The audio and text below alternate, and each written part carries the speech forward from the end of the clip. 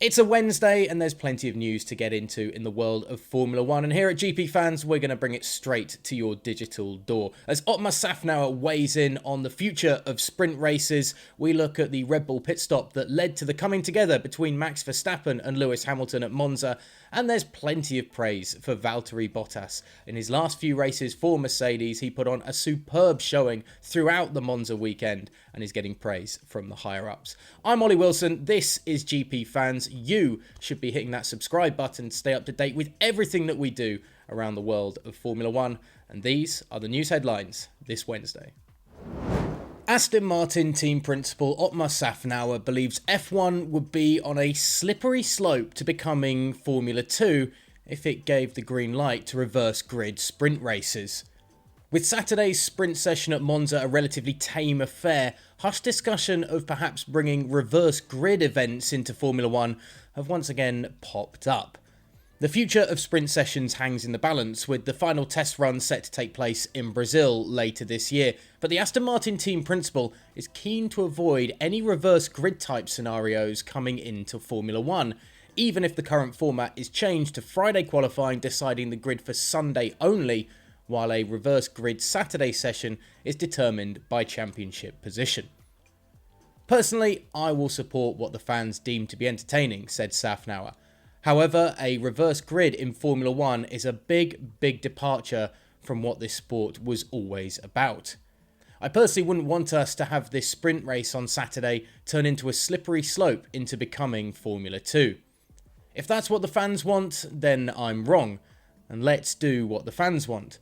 But I don't think Formula 1, the pinnacle of motorsport, can start entertaining weight penalties, reverse grids, and all that kind of stuff. There is, of course, a sprint race split. Initial reaction to the sprint Saturday sessions were positive after the early on-track action came in the initial running at the British Grand Prix, but events at Monza seem to have reversed the trend somewhat, with some polls suggesting fans want to see the idea scrapped.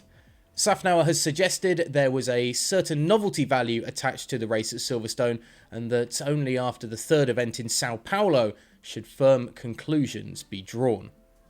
We said we were going to try it 3 times this year, and the third one is in Brazil, added Szafnauer. So I think the right thing is to stay the course, do it in Brazil as well, then analyse the 3. As somebody said, the second one didn't have the novelty of the first, the third one won't have that novelty either. Look back at all 3 of them, then decide.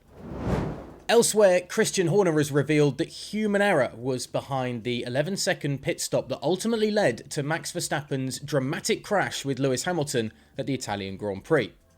Red Bull have become the kings of the quick tyre change in recent years with their sub-2-second pit stops, but at Monza, Verstappen was delayed coming in for his only stop of the race, and the constructors' team principal revealed that the delay was down to nothing more than human error. Frustratingly though, the error meant that when Verstappen's title rival Lewis Hamilton made his stop, the British driver came out of the pits alongside the Dutchman going into turns 1 and 2, and we all know what happened. The resulting tangle costing both drivers their race and Verstappen a 3-place grid penalty at the next Grand Prix in Russia. We had what looks like a human error, said Horner. We had an issue at the stop. The wheel was done up and ready to go, and unfortunately the car wasn't released. It is a human error. Usually the guys are phenomenal in the pit lane. It didn't go their way.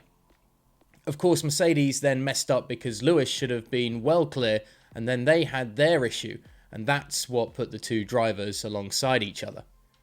On whether the stop could have mentally affected Verstappen into becoming hot-headed in his tussle with Hamilton, Horner replied, I don't think so. He is a racer.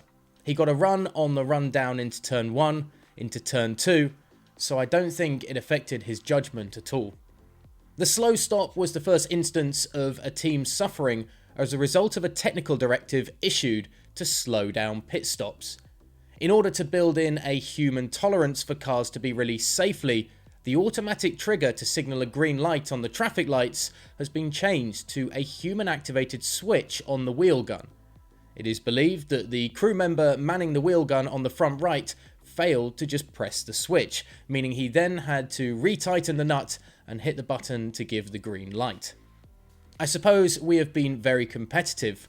We've got the world record on pit stops, and we have had the majority of the fastest stops, and it is not by accident, continued Horner. I find it a little disappointing. An awful lot of energy is being put into trying to slow the car down, which is what happens in a competitive business. It is something we are used to, but I am not losing too much sleep about it. And finally, just to end on a positive note, a quick one, as Mercedes trackside engineering director Andrew Chauvelin hailed Valtteri Bottas' showing in Monza as his most impressive performance of the current season. With the Finnish driver's tenure with the team coming to an end this year, as Bottas announced just before the Italian Grand Prix that he would be joining Alfa Romeo for 2022, some expected Valtteri to maybe take his foot off the gas for the closing races of the season. But after taking pole on Friday's qualifying session, winning Saturday's sprint session, and then storming through the field to finish third on Sunday after starting from the back of the grid due to grid penalties for a power unit change, there was nothing but praise coming from key figures at Mercedes. Asked if it was Bottas' most impressive showing of the year, Chauvelin said, "Yeah, I think it was, definitely." He was very impressive in qualifying. He had a tricky morning session, but really got it together with a very, very solid qualifying. In the race, Valtteri has often found it harder than Lewis to get through the traffic, but he overtook more than anyone. He just kept attacking and attacking, keeping the tyres in good shape, so we're super proud of the job he has done. Look, we had to finish on a positive note for Valtteri Bottas because, of course, he's had so much flack this season, but he was superb throughout the Italian Grand Prix, and while Hamilton and Verstappen are taking the headlines after their incident, and McLaren got the 1-2, we really should be acknowledging the Finnish driver's performance as well. What did you make of his performance over the weekend in Italy? Let us know in the comments section below. Also, let us know what your thoughts are on Red Bull being slowed down in their pit stops. We discussed it earlier in the year, and it really hindered them last weekend. And remember to get onto @GPFans Global on Twitter and Instagram. Hit subscribe to stay up to date with everything we do here on the channel as we keep you up to date in the world of Formula 1 with GP Fans.